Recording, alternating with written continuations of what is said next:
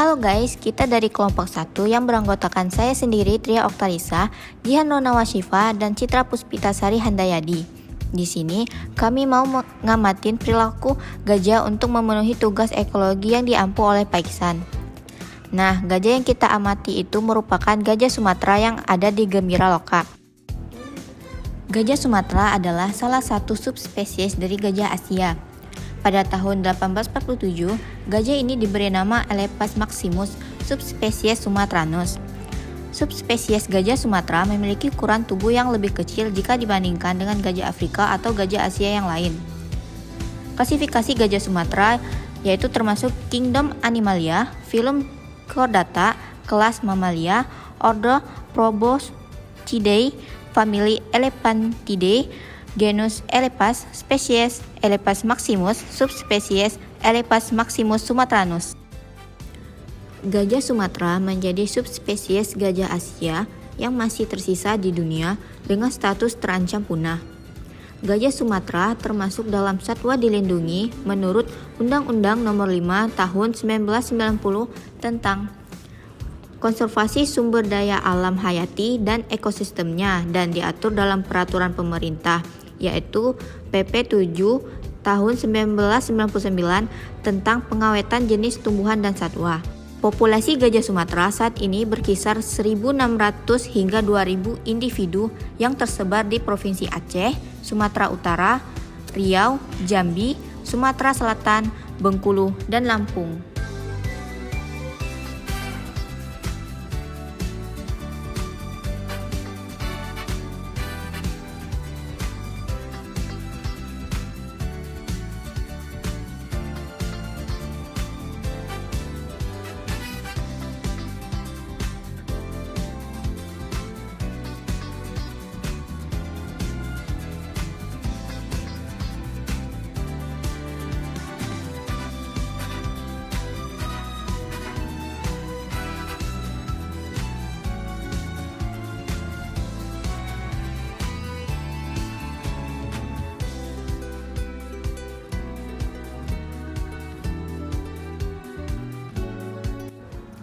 Fakta unik gajah.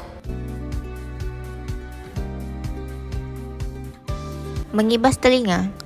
Tujuan gajah mengibas telinga yaitu untuk meredam suhu tubuh pada kondisi lingkungan yang panas dan untuk mengusir serangga yang hinggap di telinganya. Berendam. Tujuan gajah berendam juga untuk meredam suhu tubuh pada kondisi lingkungan yang panas. Ukuran telinga. Ukuran telinga gajah Asia lebih kecil daripada ukuran telinga gajah Afrika, yang dapat kita lihat perbedaan ukurannya melalui gambar di video ini. Kuku gajah. Kuku gajah di kebun binatang biasanya lebih pendek daripada kuku gajah liar, karena di kebun binatang tidak melakukan perjalanan jauh, sedangkan gajah liar biasanya melakukan perjalanan jauh yang membuat kukunya pendek. Tapi kuku gajah di kebun binatang harus tetap dirawat pendek agar kaki gajah lebih terawat. Belalai. Fungsi utama belalai gajah adalah sebagai alat pernapasan. Namun, belalai gajah juga digunakan untuk mengambil makanan dari pohon yang tinggi atau makanan berupa rumput yang ada di tanah. Belalai gajah dapat menghisap hingga lebih dari 8 liter air untuk diminum atau disemburkan kembali. Perilaku gajah. Gajah jantan dan betina dewasa memiliki perilaku makan yang sama. Gajah menghabiskan 16 jam dalam sehari untuk makan. Jumlah jenis pakan alami yang dimakan gajah di padang rumput lebih banyak 14 jenis daripada di rawa 5 jenis dan di hutan sekunder 5 jenis. Frekuensi makan gajah dipengaruhi oleh 3 faktor utama, yakni ketersediaan jenis pakan, cuaca, dan kondisi kesehatan gajah. Durasi makan gajah lebih lama terjadi di dalam hutan sekunder daripada di padang rumput dan rawa. Perilaku makan gajah secara umum dimulai dengan membersihkan pakan dari kotoran dengan belalainya, kemudian memasukkan pakan tersebut ke dalam mulutnya. Perilaku harian untuk minum lebih didominasi oleh anak gajah dibandingkan induknya, yaitu 9,02% dan induk hanya 1,50%. Menurut Metasari, gajah Sumatera membutuhkan air untuk minum sebanyak 50-150 liter per hari, dengan menghisap 9-10 liter air setiap kalinya. Anak yang masih umur 5 bulan membutuhkan jumlah air yang besar. Hal ini disebabkan oleh anak gajah masih dalam fase menyusui.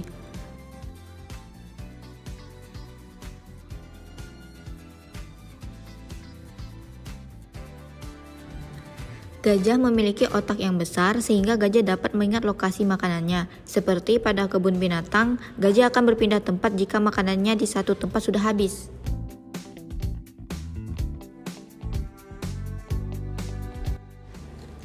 Interaksi antara gajah dengan gajah lain adalah seperti saat gajah menyentuh gajah lain dengan belalai, yang artinya menunjukkan kepedulian dan kasih sayang kepada teman dengan cara yang unik. Gajah yang dikenal sebagai hewan yang cerdas ternyata juga memiliki empati yang besar terhadap kawanannya. Mereka selalu memperhatikan teman atau keluarganya yang sedang kesusahan dan tidak pernah tidak menolong mereka.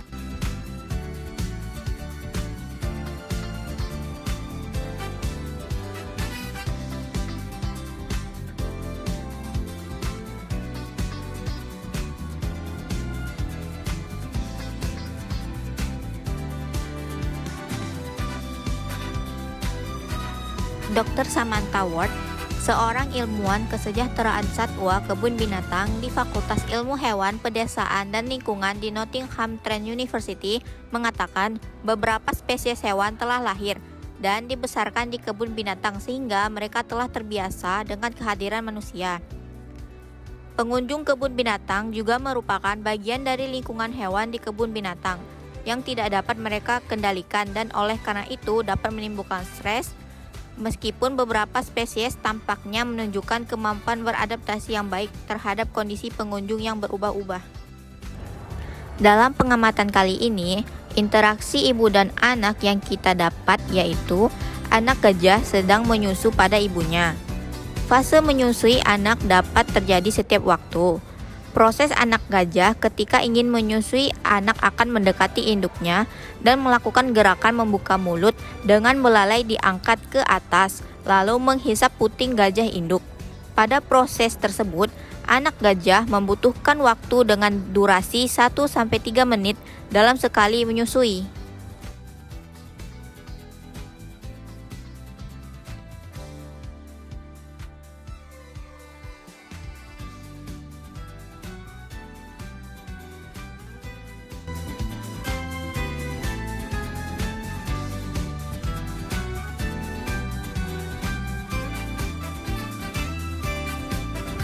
Perilaku harian istirahat induk dan anak gajah memiliki persentase yang tidak jauh berbeda. Induk gajah dengan nilai persentase 39,58%, sedangkan anak 39,70%.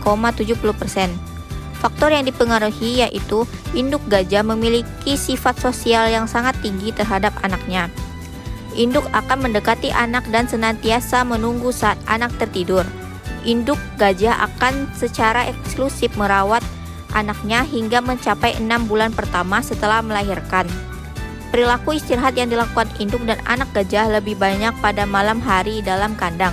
Perilaku istirahat yang dilakukan adalah diam di satu tempat dengan mengepaskan telinga dan menggoyangkan ekornya.